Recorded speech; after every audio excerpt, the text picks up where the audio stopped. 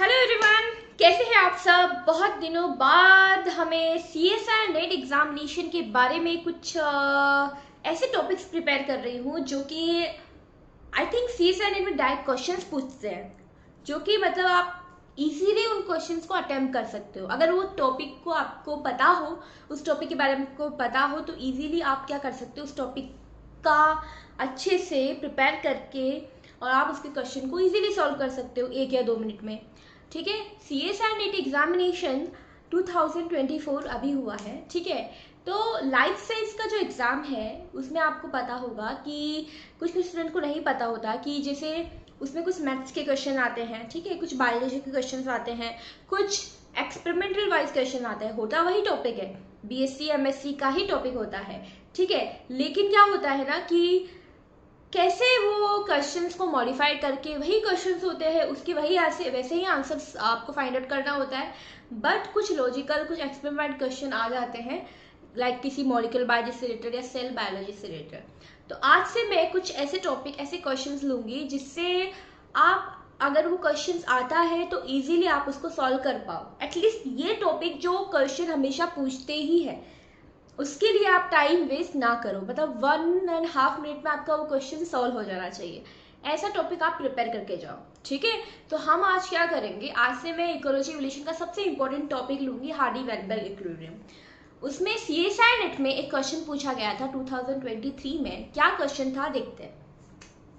In a study population 1 out of 500 individuals have 0.20% has disease. Out of these, who are carrier of the disease? मतलब आपको ये पता लगाना है कि इसमें हेट्रोजाइगस की फ्रीक्वेंसी क्या होगी या फिर कैरियर क्या होगा। जब ऐसे क्वेश्चंस आते हैं स्टूडेंट्स, तो आपको क्या होता है, हार्डी-वेनबर्ग इक्विलिब्रियम के बारे में पता होना चाहिए। हार्डी-वेनबर्ग इक्विलिब्रियम क्या बोलता है कि अगर आपकी पॉपुलेशन में रैंडम मेटिंग हो, क्या हो, हार्डी-वेनबर्ग इक्विलिब्रियम क्या बोलती है, अगर पॉपुलेशन में क्या हो, रैंडम मेटिंग हो, तब ये इक्वेशन काम करती है। वो इक्वेशन उन्होंने क्या दी थी, वो इक्वेशन दी थी P plus Q is equal to 1। और इसे ऐसे भी लिख सकते हो, P square plus 2PQ plus Q square बराबर 1। ये फ्रीक्वेंसी के लिए है, ये भी फ्रीक्वेंसी के लिए है, लेकिन ये जो P स्क्वायर है, ये Q स्क्वायर, ये 2PQ है, ये एक्चुअली बताते हैं आपको इंडिविजुअल्स के बारे में। क्या बताएंगे, ये इंडिविजुअल या फिर कोई ट्रेट है उसके बारे में। और ये बताएंगे frequency of the allele. What is the P? P यहाँ पे होता है डोमिनेंट फ्रीक्वेंसी को बताता है, यानी कि आपकी कोई डिजीज है तो उसमें डोमिनेंट एलील कौन सा है, तो वो क्या होगा P। और Q क्या है, रेसेसिव एलील।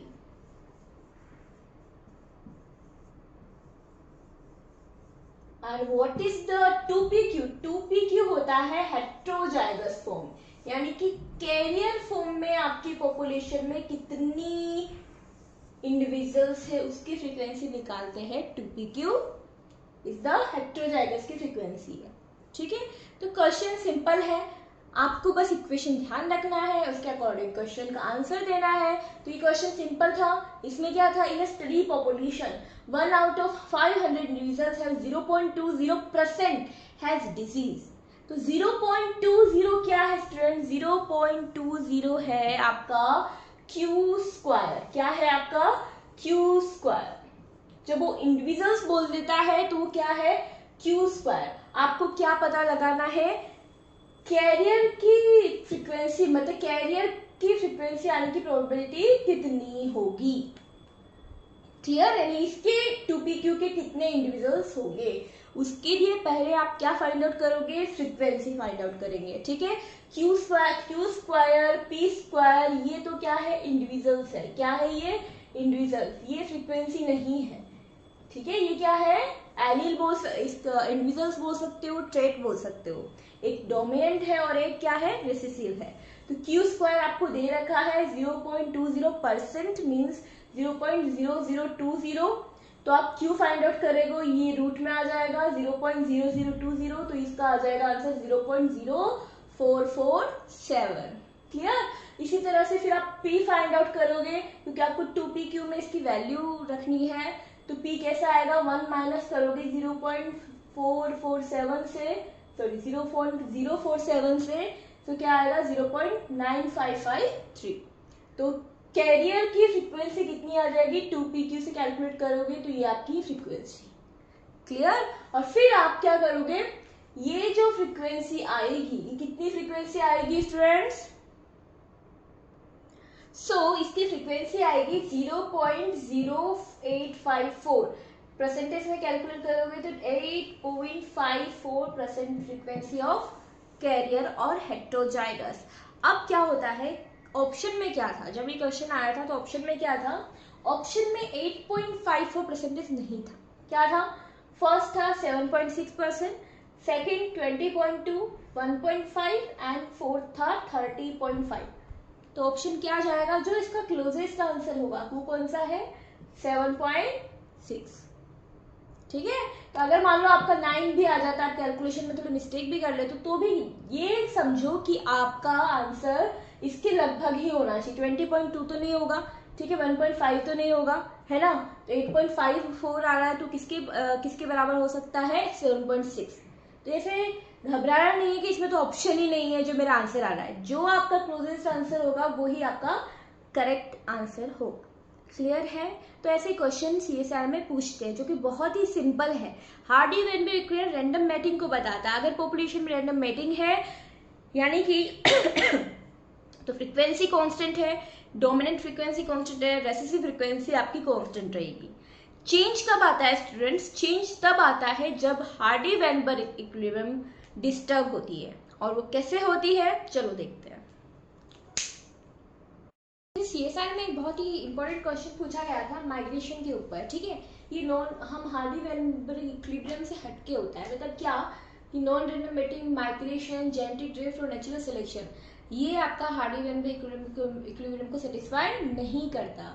तो क्या क्वेश्चन पूछा था, if 50 individuals migrate from population A with frequency of P is equal to 0.70 and Q is equal to 0.30 to population B, जिसकी डेंसिटी आपको दे रखी थी 950 इंडिविजुअल्स।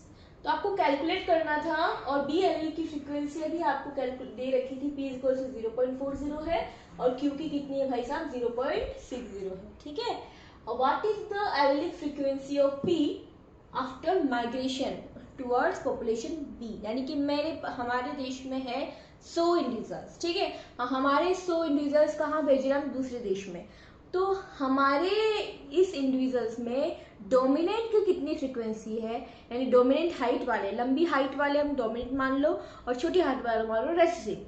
तो हायर हाइट वाले कितने हैं, स्मॉलर हाइट वाले कितने हैं, टॉल कितने हैं, ड्वार्फ कितने हैं। तो टॉल की फ्रीक्वेंसी निकाली, ड्वार्फ की फ्रीक्वेंसी निकाली, फिर वो कहाँ जा रहे हैं, दूसरे देश में।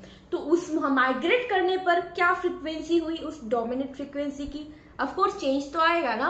तो कैसे कैलकुलेट करते हैं इसको, P क्या है, आपको 50 इंडिविजुअल्स है, 2 क्या है, एलील है, इसलिए एलील हमेशा किस में रहेंगे, जब हम इंडिविजुअल्स की बात करेंगे तो एलील पेयर में रहेंगे, ठीक है। ये फ्रीक्वेंसी है 0.70, तो इंटू क्या करेंगे हम 2, इसलिए क्या इसका formula 2P A and A। Na क्या है, पॉपुलेशन साइज, P क्या है, फ्रीक्वेंसी ऑफ द एलील, 2 क्या है क्योंकि एलील पेयर में रहते हैं, ठीक है। तो 50 इंटू 2 इंटू 0.70 कितना आ गया, 70 इंडिविजुअल्स माइग्रेट हो सकते हैं, ठीक है। सो पॉपुलेशन बी में कितना है, पॉपुलेशन बी में 0.40, उसकी भी फ्रीक्वेंसी कैलकुलेट कर लेते हैं। तो कितना आएगा, 760 इंडिविजुअल्स होंगे जिसमें आपका डोमिनेंट फ्रीक्वेंसी रहेगा। टोटल निकालो तो कितना आता है, 830। यानी बी पॉपुलेशन में आप देखोगे तो एक्चुअल में जो 50 इंडिविजुअल माइग्रेट कर रहे हैं तो कितना हो जाएगी पॉपुलेशन साइज, यानी कि हमारे यहाँ से 100 जा रहे हैं, वहाँ पे पहले से 100 है, तो कितना हो गया 200। वैसे ही 50 इंडिविजुअल एक पॉपुलेशन में थे, दूसरी पॉपुलेशन में चले गए, तो कितना हो गया 950 प्लस 50 इक्वल्स टू 1000। तो इसकी फ्रीक्वेंसी कैसे निकालोगे, पहले तो जब माइग्रेशन नहीं हुआ था उसके हिसाब से निकाला 2PA Na से, फिर माइग्रेशन हुआ तो उसके हिसाब से फ्रिक्वेंसी उसकी कैलकुलेट की कि आपको फ्रिक्वेंसी वैसे दे रखी थी कि पॉपुलेशन बी में एक्चुअल में डोमिनेंट की क्या फ्रिक्वेंसी थी, पॉपुलेशन ए में एक्चुअल में डोमिनेंट की क्या फ्रिक्वेंसी थी। उसके बाद टोटल इंडिविजुअल्स निकाले एक्चुअल में आपने, पहले कितनी थे 70 और बी में कितने थे 760, टोटल मिला के बी में पॉपुलेशन में कितने आ गए 830 हो गए। तो 830 डिवाइड बाय क्या करोगे, ये 1000 जो है ये क्या है एक्चुअल में फ्रीक्वेंसी है। फ्रीक्वेंसी मतलब एलील जब होता है तो पेयर में होता है, इंडिविजुअल्स जो होते हैं वो किस में होते हैं बच्चे, पेयर में होते हैं। सो इसलिए 1000 की जगह क्या हो जाएगा 2000, क्या होगा 2000 इंडिविजुअल्स रहेंगे। ठीक है, हम 100 बात कर रहे हैं तो 100 हम किसकी बात कर रहे हैं, फ्रीक्वेंसी की बात कर रहे हैं। ठीक है, तो 100 इंडिविजुअल्स जब जाएंगे, इंडिविजुअल्स की फॉर्म में जब जाएगा तो एलील क्या होते हैं, पेयर में रहते हैं। तो जो इंडिविजुअल्स होंगे वो क्या होंगे, ये जो फ्री दे रखा है एक्चुअल में क्या दे रखा है आपको, फ्रीक्वेंसी के बिहाफ पे दे रखा है। ठीक है, 950 इंडिविजुअल्स किसकी बिहाफ पे, फ्रीक्वेंसी ऑफ एलील की बिहाफ पे आपको दिया है। लेकिन पी और क्यू जो होता है एक्चुअल में, पी डोमिनेंट कोई भी ट्रेट होता है तो वो पेयर में रहता है, इसलिए यहाँ पे जो इंडिविजुअल्स होंगे पॉपुलेशन बी के कितने होते हैं 2000। तो 830 डिवाइड बाय 2000 क्या निकलेगा, आफ्टर माइग्रेशन पी एलील की फ्रीक्वेंसी निकलेगी, कितना निकलेगी 0.447।